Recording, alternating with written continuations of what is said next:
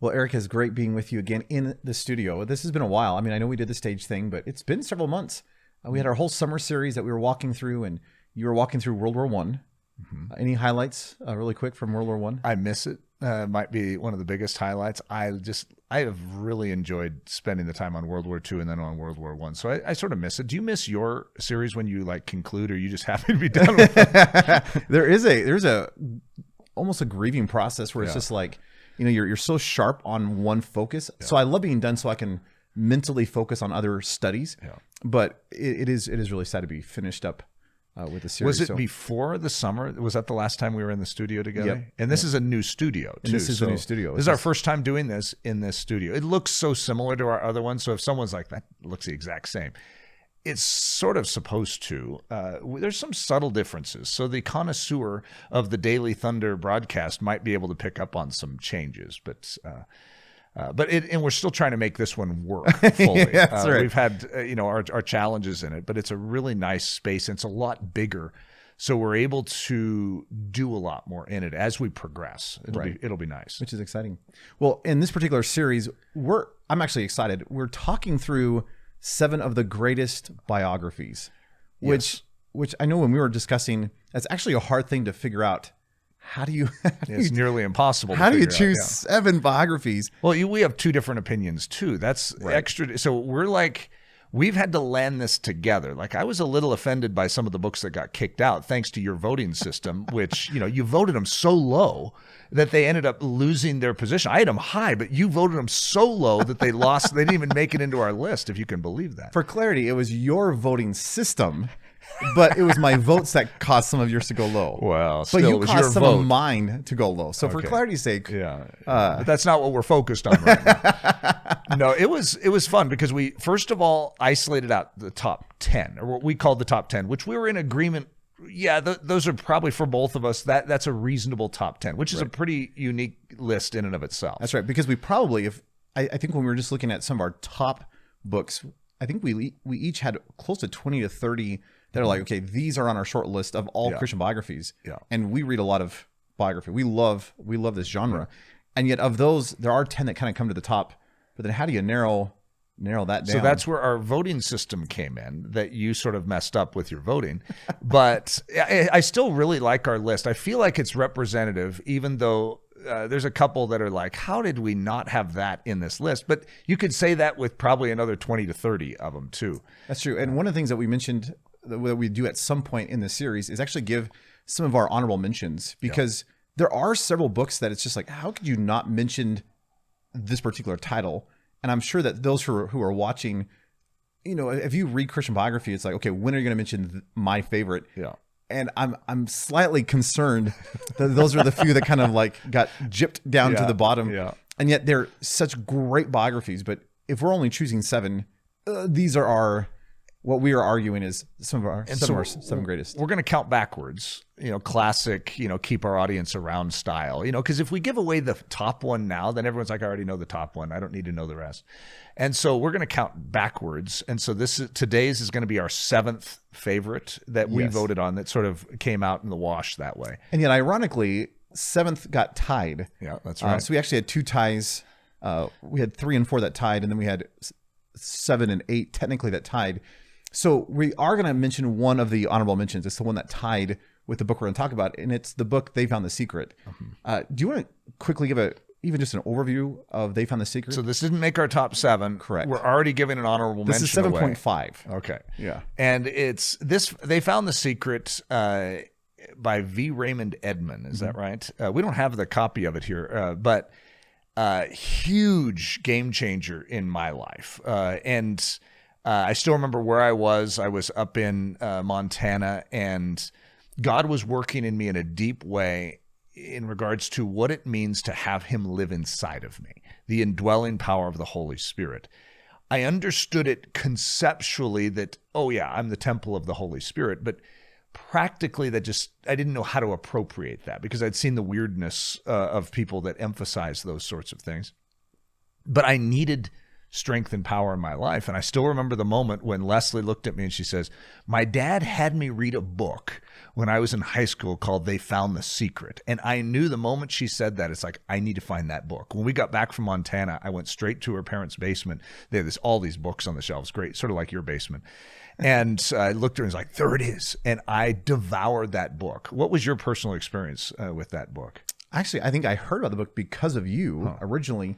But when I grabbed a copy of it, I was so stirred because of it has 20 basically bio sketches. So it's like these 20 short stories of some of our all-time favorite Christians.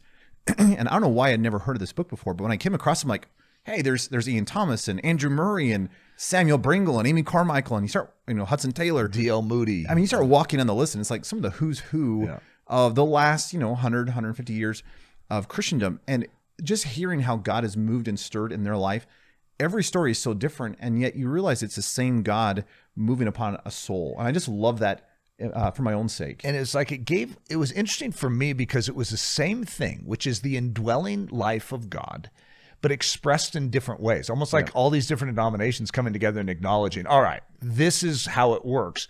And all of these men and women were changed by the same thing, but the way they expressed it was very unique. And I thought that was so profound to just recognize that what made all of these men and women great was the exact same thing, which is, of course, what V. Raymond Edman is drawing out. Now, this isn't one of our top 7 books, even though it does seem like we're digging a little deep into it. And the reason we even put this as the 7.5 and didn't include it is because we figured because it's the bio sketches that, all right, we'll just honorably mention it. And if you've never read the book, it needs to be on your list at some point. It is so stirring, and it gives you the nuggets to then seek out other biographies, which may or may not show up on our top 7 list. I should just keep it hidden a little bit. But number 7, actually May number 7, I'm actually really excited about. It's the book Hiding Place by Corrie ten Boom. And do you want to talk really quick, even just about the story Hiding Place? Because it is, well, I'll let you, I'll add to it.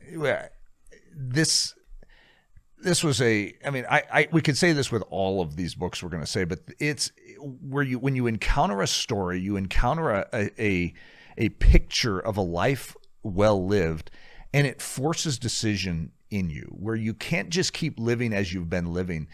And what Corrie ten Boom is going to describe, and I think it's John and Elizabeth Sherrill that are going to help her write this book, and but her storyline being in basically Holland, the beginnings of World War II, when the Nazi regime enters Holland and takes it, and then they begin persecuting Jews. And her dad had a big heart for the Jews, so she grew up in a home that loved Jewish people.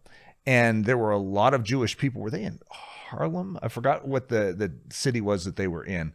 But so as a result, they were inclined in this situation to help the Jews, which was a highly risky thing. And so they're actually going to begin to house Jews.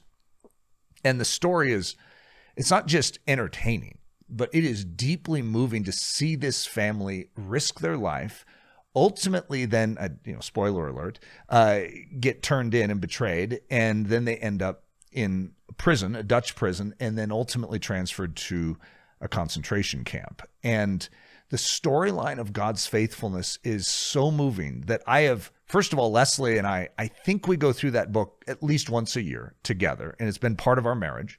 Which, by the way, you listen to the audiobook. Isn't that what you usually go through? Typically, yeah. The audiobook version of this, I think, is so good. Nadia, there's 2 different versions, but the Nadia May version, it's like when I hear her speak, it's not Corey's voice, but it is like, you think it's Corey's voice. It is beautifully portrayed the way that she articulates it in the audiobook. And Corrie ten Boom is hard to describe. I think you and I were struggling even as we were prepping for this. Like, how do you describe her? And I was trying to use the word winsome, but I don't know if that's the full description.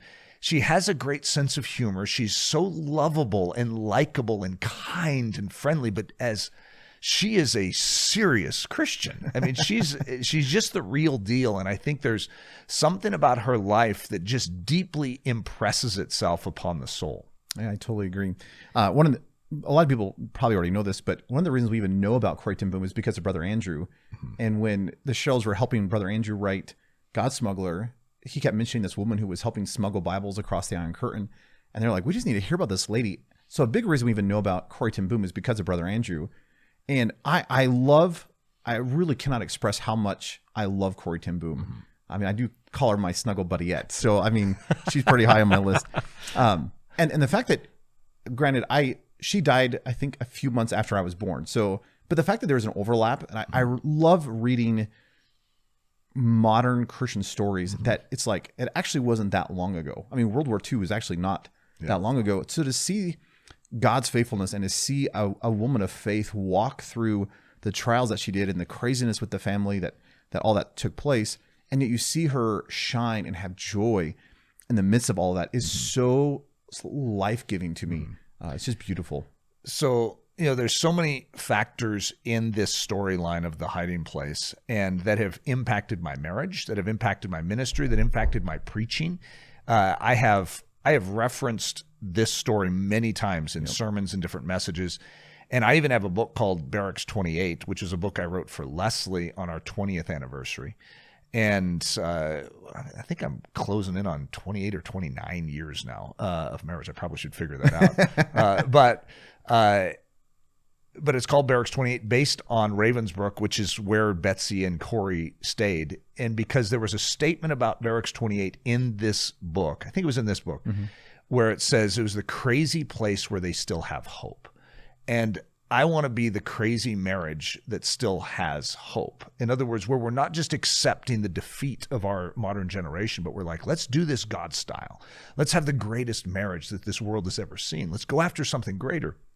In the midst of hostility, let's make those decisions. So this has had a profound impact upon my marriage, my family, my ministry. Obviously we're both picking it in our top 7, which I almost feel like I'm doing it a disservice by putting it that low, which is, I think, thanks to one of your votes. But it's truly a remarkable storyline. That's good. One of the things we wanted to do on each of these books over these next 7 weeks is kind of talk about the impact the book has had on our personal life, as well as the character trait of the individual and just what we deeply appreciate about them, or how they have stirred and moved us, or why we think that's important for this generation. Do you want to talk about, just almost as an outflow of all that, what is the impact that this book, The Hiding Place, has had in your life? Yeah, there's 2 key things. I mean, there's so much in this book. That's why this is a hard question. But there's 2 key things that have probably stood out more than any other. And the first one is what I call the two-sided ticket. So I have a sermon called The Two-Sided Ticket, which is a game changer. It's a key part of our Ellerslie training. It's one of the most important enunciations in my own soul of one of the critical dimensions of our interactions with God and his constancy and his faithfulness. The fact that even though I may pray and ask for something and it seems like God says no. Does God say no? Is God against what I'm asking for? No, it's just that he's a good father. And even what looks like a no is actually a yes in disguise, that he is going to go exceedingly abundantly beyond all that I could ask or think. And there's a situation in the storyline where she is praying not to go into Germany. I mean, it's a pretty good request, right? Germany, and the stories that she's heard, she's in a Dutch prison and she asks a simple statement of God, not Germany, Lord, not Germany. And she ends up in Germany. And the fact that she was in Germany ends up changing our lives. And she ends up realizing that a long time ago in her life, she gave herself to Jesus and she said, wherever you want to take me, for your glory, I want to go there. And as she explains it, is that God was answering a bigger prayer in her life. Even though it may have looked like a no, God was saying yes to another prayer in her life. And that is, he was going to take her wherever she was supposed to go for his glory. And it was important that she went to that concentration camp because it gave her a voice to the world, to that generation, and ultimately to us and our kids too. And that was a profound theme for me. Do you have one that you want to throw on the fire as well? Yeah, one of the, it's almost is like, for me, it's a sub-theme of the book, but it was a constant reminder of just how important Christian community is, which sounds rather strange because we're talking about a concentration camp. But I love, like, before they go into the concentration camp, Casper ten Boom, which it's almost, we never talk about Casper, but he is such a great man of God. And I love his little pithy statements that he gives Corey throughout the early part of the book. But when you see Corey and Betsy later on, I love the fact that here's a God who so loves Corey that he allows Betsy to basically link arms with her basically the entire story. And Corey always downplays herself and her trust in God and all that kind of stuff. And yet she almost glorifies, and maybe that's a bad term, but she highlights Betsy's trust and faith. But I love this, just that sense of Christian community and how important it is for us to have each other to keep turning each other's gaze upon the Lord. You know, it's that encouragement and that reminder and that edification where Betsy is constantly looking at Corey saying, keep your focus, like delight yourself in the little things and see the beauty of what's happening and the blessings that God has. And I think in the world in which we live, we're so individualistic in our society that I think I need that reminder that, okay, I need people around me. And one of the things I love about what we do here is that we are constantly exhorting and encouraging each other to, okay, here's the truths and here's the focus, and let's keep our gaze on Jesus. And that is a boon to the soul of a Christian. And I just love how God portrays that in this book of just the importance that we actually do need each other, even when you feel isolated and alone in a concentration camp. Absolutely. I think one of the other key impact points for me was what we could call the fleas incident, where when they arrive at Ravensbrück and her desire to give thanks in all things. And if there was ever a situation that does not deserve thanks, it's being thrust into a concentration camp, into this circumstance, which was horrible. And yet, as Betsy would say, it's like, Corey, we have each other. Corey, we have our Bible. Our Bible made it through inspection, which is supernatural. We have our vitamin bottle. And so they were thanking God for all those things. And then the barracks that they were in was infested with fleas. And Betsy thought they should thank God for the fleas. And that was too much for Corey. And yet Corey finally bent to that and said, okay, Lord, thank you for the fleas. And that has been very profound in my life, to thank God for the fleas. Now, those fleas are actually going to prove to be the protection for this barracks, which is why they could have nightly Bible studies, because none of the guards would ever enter in because it was infested with fleas. It was a gift. And there's so many things that come under the guise of fleas in our life that we fail to thank God for, that are actually gifts in disguise. And so I think that's always been a profound truth to me, and I always hearken back to that. Well, I'll even just piggyback on that. And looking at my key characteristic of Corey, the thing that always stands out when I read or listen to Corey is just her overwhelmingly simple faith and trust in God and his providence. And you're using some of my examples, but it's like the fact that the Bible got through and the fact that the vitamin bottle got through, and the fact that she actually got to go with Betsy through this entire journey. And you just start to see God's hand in this whole thing. Even the way that Corey is released at the end, which I don't think is a giveaway. Spoiler. Since she wrote the book. But even the way which was actually not supposed to happen, and it was kind of a mistake. You just see Corey coming to this point of just saying, Lord, I trust you. And I may not even understand, but I trust you. And I love that faith characteristic where it's just a simple faith in an overwhelmingly profound and powerful God. Yeah. So what would you say is your characteristic that you really appreciate? Yeah, my trait that I picked, actually, I there's a lot in Corey that I would pick, but I actually chose a Betsy one, which I don't know if that's legal in this, but in that case, I really like Casper. But Betsy's unfailing, extraordinary love for her enemies, those that were kicking her and beating her. And when Corey would get mad, when Betsy couldn't walk, she couldn't move, and Corey would just get so upset with these guards that were harming her sister, and Betsy would just plead, no, we are to love them. Love them, Corey. Love them the way Jesus has loved us. And that is, what a picture. That's something I want in my life. When that steel-toed boot goes to my ribs, I want to have love come out. And I just think of the cross, when that spear goes in Christ's side, and out comes living water, blood and water. That's life water, right? And that's what I want to come out of me. I want life water to flow out of my innermost man when that spear goes into my side. And I just see it so clearly in this storyline, and I just love it. Me too. I don't know how this one reached the bottom of our I know, of our 7. Well, I voted higher for it, so that's why I think all of our audience needs to take a look at this and just sort of question, what's Nathan doing? I don't even know, because she's one of my all-time favorite people in the world. That just means that some of the books that are coming up are going to be some doozies. Must be really, really good. That's right, and they are. With that being said, we would so highly encourage, if you've never read this book, there is a movie version, which is pretty good. Yeah. I mean, it's old, but it's good. Oh, it is good. But the book is so profound, and the little statements are so deeply stirring. So if you've not read the book, we so highly encourage you to read the book. In fact, I think I was mentioning to you, we're going to put in the description a link for this book, which if you need to buy the book, it actually helps support Daily Thunder at no additional cost. So if you buy the book, Amazon gives an affiliate commission through that link. Through that link, if you buy it through that link. And it'd just be a neat way of, us supplying a link, and then you could actually help us do what we do here at Daily Thunder. That's right. But that being said, any final thoughts with Hiding Place? It's just so good. And, I think the audiobook, I've become an audiobook guy, which sounds terrible, but it really does fit. Leslie and I can, be sort of doing things at night and always would listen to an audiobook. It's our tradition. And so audiobooks hold a very special place in my heart. And then my family has gotten into that too. So I think it's the Nadia May. Is that the one? That's my favorite. Yeah, that's my favorite too. Yeah. And so I would highly recommend you listening to that audiobook with Nadia May too. She's Corey Ten, yes, as far as I know. She is. Well, I'm so excited for these next several weeks as we're unpacking some of our greatest or favorite biographies. So until next time, blessings.